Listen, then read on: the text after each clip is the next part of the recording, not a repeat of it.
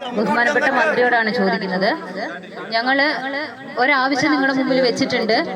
ഞങ്ങൾക്ക് ഞങ്ങളുടെ ആദിവാസി ജനസമൂഹത്തിന് ഇനിയുള്ള വരും കാലങ്ങളിൽ ഒരു മരണം പോലും ആർളം ഫാമില് ഉണ്ടാകാൻ പാടില്ല എന്ന് ഒരു പേപ്പറിൽ എഴുതി ഒപ്പിട്ട് തരാനാണ് ഞങ്ങൾ ആവശ്യപ്പെട്ടത്. അല്ല, ഞങ്ങൾക്ക് വേണ്ടത് നിങ്ങൾ തീരുമാനമെടുത്ത കണക്കിന്റെയോ അല്ലെ പണിയുടേതോ ജോലി കൊടുക്കുന്നവരുടെയോ കണക്കല്ല ഞങ്ങൾക്ക് വേണ്ടത്. ഞങ്ങൾക്ക് ഇത് ചെയ്ത് തരാൻ പറ്റും എന്നുള്ള ഒരു ഉറപ്പാണ് ഞങ്ങൾക്ക് വേണ്ടത്. അല്ലാതെ നിങ്ങളുടെ മിനിറ്റ്സിന്റെ കോപ്പി ഒന്നും നമുക്ക് ആവശ്യമില്ല. നിങ്ങൾ ആർക്ക് പണി കൊടുത്തു പോലും, എവിടെ ചെയ്തു പോലും, എവിടെ കൊടുത്തു പോലും അതൊന്നും നമുക്കറിയണ്ട. RRT ടീമിനെ ഇനി നിങ്ങൾ എന്തിനാ RRT ടീമിനെ വെച്ച് വാഴിക്കുന്നത്? ഇന്നലെ 24 മണിക്കൂറായിട്ട് ഈ ബോഡി ഇവിടെ കിടക്കുന്നു. ഒരാള് നിങ്ങളുടെ വനം വകുപ്പിൽപ്പെട്ട ഒരാള് ഇവിടെ വന്നിരുന്നെങ്കിൽ ഞങ്ങൾക്ക് ഇത്രയും രോഷം ഇവിടെ ഉണ്ടാവില്ലായിരുന്നു. ഒരാള് പോലും ഒന്നിനൊന്ന് എത്തി നോക്കാൻ പോലും ഒരാൾ ഈ നിമിഷം വരെ എത്തിയിട്ടില്ല. എന്തിനാണ് സാർ മാസാമാസം RRTക്കാർക്ക് ശമ്പളം എന്ന് പറഞ്ഞ് സർക്കാരിന്റെ ഖജനാവിന് എടുത്ത് കൊടുക്കുന്നത്? അത് ഈ സാധാരണക്കാർക്ക് കൊടുക്ക്. ഇവരോടിക്കുവാന് ഞങ്ങൾ ആദിവാസികൾ ഓടിച്ചോളാന് ഒരു സേവനം വേണ്ട. ഞങ്ങൾക്ക് ഇനി ഒരു RRTക്കാരുടെ ഒരു സേവനം വേണ്ട. ഒന്നിക്കൂടുതൽ RRTക്കാർ വേണ്ട. ഇതേപോലെ കുറെ തീരുമാനങ്ങൾ ബ്ലോക്ക് ഏഴിൽ വെച്ചിട്ട് കളക്ടർ അടക്കം ഞങ്ങൾക്ക് എഴുതി പേപ്പറിലാക്കി മിൻസാക്കി വെച്ചിരുന്നു. എന്തൊക്കെ കാര്യങ്ങളാണ് പറഞ്ഞതെന്നറിയാം? അടിക്കാട് വെട്ടാം. 3 മാസം കൂടുമ്പോൾ ആർളം ഫാമിലെ എല്ലാ ബ്ലോക്കിലെയും അടിക്കാടുകൾ വെട്ടിത്തെളിച്ചു തരും. അതുപോലെ 3 വണ്ടി പെട്രോളിങ്ങിനായിട്ട് നിങ്ങൾക്ക് ആർളം ഫാമിലി രാവും പകലും പെട്രോളിംഗ് നടത്തും. ബാക്കിയുള്ള ആർളം ഫാമില് ജീവിക്കാൻ വേണ്ട എല്ലാ കാര്യങ്ങളും ഞങ്ങൾ നടത്തി തരാം എന്ന് പറഞ്ഞൊരു മിനിറ്റ്സ് കളക്ടറിന്റെ ഓഫീസിൽ ഇരിപ്പുണ്ട്. നിങ്ങൾക്ക് ഞാൻ പറയുന്ന സംശയമാണെങ്കിൽ നിങ്ങൾ അത് അന്വേഷിച്ച് നോക്കൂ, നിങ്ങൾക്ക് അറിയാൻ പറ്റും. അതുപോലെ 10-35 ആൾക്കാർക്ക് RRT കാട് വെട്ടിത്തെളിക്കാൻ ആ സമയത്ത് ട്രെയിനിങ് കൊടുത്തു. സർക്കാരിന്റെ ഖജനാവെന്ന ട്രെയിനിങ് പൈസ എടുത്ത് ട്രെയിനിങ് കൊടുത്തു, മെഷീൻസ് കൊടുത്തു. 10-35 ആളെ എടുത്തു. ആ ഒരു 2 മാസം അവർക്ക് പണി കൊടുത്തു. അന്നേരം പറഞ്ഞു സർക്കാരിന്റെ ഫണ്ടില്ല, ST കയ്യിൽ ഫണ്ടില്ല എന്നും പറഞ്ഞ് ഈ പാവപ്പെട്ട ആദിവാസി ജനങ്ങളുടെ പണി അവിടെ നിർത്തിച്ചു. അത് കഴിഞ്ഞിട്ട് ഇപ്പൊ വീണ്ടും അടിക്കാട് വെട്ടിത്തെളിക്കാൻ സാർ തന്നെ ഓർഡർ ഇട്ട സമയത്ത് സംഭവിച്ചത് എന്താന്ന് ചോദിച്ചു കഴിഞ്ഞാൽ, ഇവിടെ കൊടുത്തിരിക്കുന്ന പണി കൊടുത്ത സാധാരണ ജനങ്ങൾ നോക്കി നിൽക്കെ, മെഷീൻ കൊടുത്ത സാധാരണ ജനങ്ങൾ നോക്കി നിൽക്കെ, പുറത്ത് ലക്ഷങ്ങൾ കോടികൾ ഉണ്ടെന്ന സാധാരണ ഒരു സമ്പന്നന് കൊട്ടേഷൻ കൊടുത്തിരിക്കുന്നു ഹിന്ദിക്കാരെ വെച്ച് കാട് വയ്ക്കാൻ. എത്ര കാലം വയ്ക്കും? ഹിന്ദിക്കാർക്ക് അറിയാമോ ഈ ഒരു ഭാഗത്തുള്ളവരെ? ഈ ഒരു ഭാഗത്ത് കിടക്കുന്ന ഹിന്ദിക്കാർ നമ്മുടെ വയനാട് ഏരിയ വയ്ക്കാൻ വന്ന സമയത്ത് ഹിന്ദിക്കാരെ ആന ഓടിച്ചു. ഹിന്ദിക്കാർ കണ്ടില്ല ആന കയറി പോയത്. എന്റെ ഭർത്താവാണ് പോയി വിളിച്ചു പറഞ്ഞത്, എടാ മിഷീൻ ഓണാക്കണം, ഇല്ലെങ്കിൽ അന്ന് ആ ഹിന്ദിക്കാരെ ചവിട്ടി വലിച്ചേനെ. എന്തെല്ലാം കാര്യങ്ങൾ ഇവിടെ നടക്കുന്നുണ്ടെന്നറിയോ? അതുപോലെ ഇപ്പം സാറ് പറഞ്ഞു ആനമതിലിന്റെ പണിന്ന്. ആനമതിലിന്റെ പണി ആദ്യം 10 മാസത്തേക്കല്ലേ കൊടുത്തത്? 10 മാസത്തേക്ക് കൊടുത്ത പണി ഇപ്പൊ 5 വർഷമായി. എവിടെ പോയില്ല ഈ അതെടുത്ത കൺസ്ട്രക്ഷൻ വർക്കുകാര്? ഇനിയും അവർക്ക് തന്നെയാണോ നിങ്ങൾ ഇനിയും പണി കൊടുക്കാൻ പോകുന്നത്?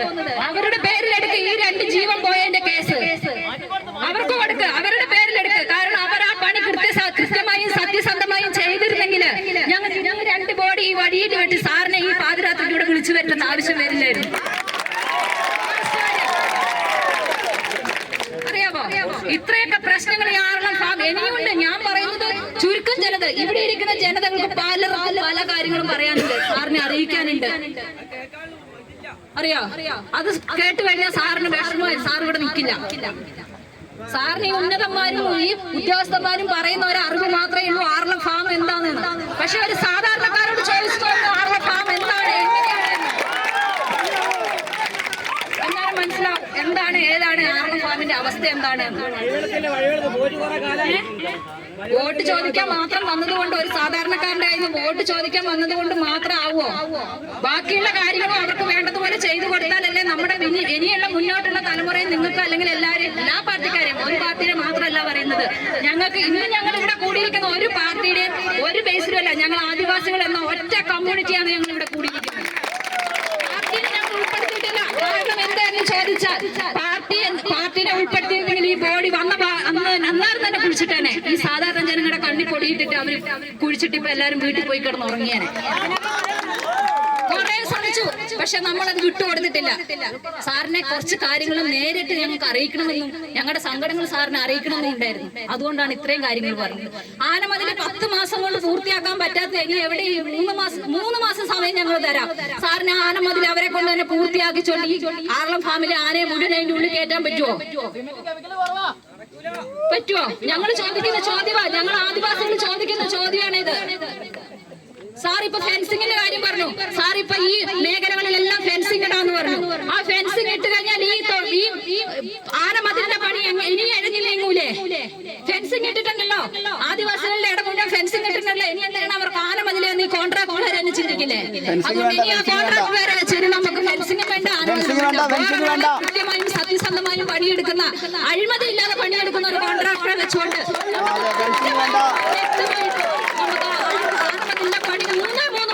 തീർത്തു തന്ന് ആർളം ഫാമിലെ 10-80 ആനയും കുഞ്ഞുങ്ങളും. സാറിനറിയോ ഈ ഫാമിലുള്ള ആനകളെയല്ല? ഇല്ലല്ലോ.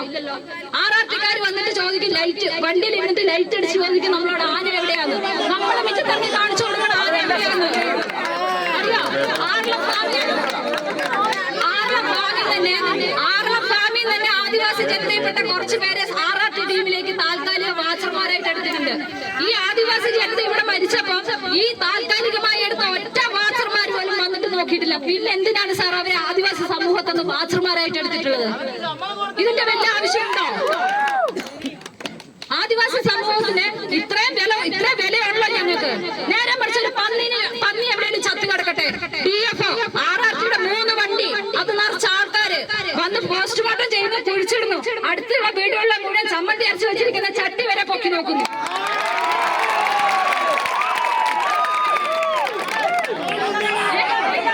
ഇതൊന്നും ഞങ്ങൾ പറയാതെ ഞങ്ങളുടെ മനസ്സിൽ ഇത്രയും കൊല്ലങ്ങളായിട്ട് ഞങ്ങളുടെ മനസ്സിനുള്ളിലുള്ളതാണ്.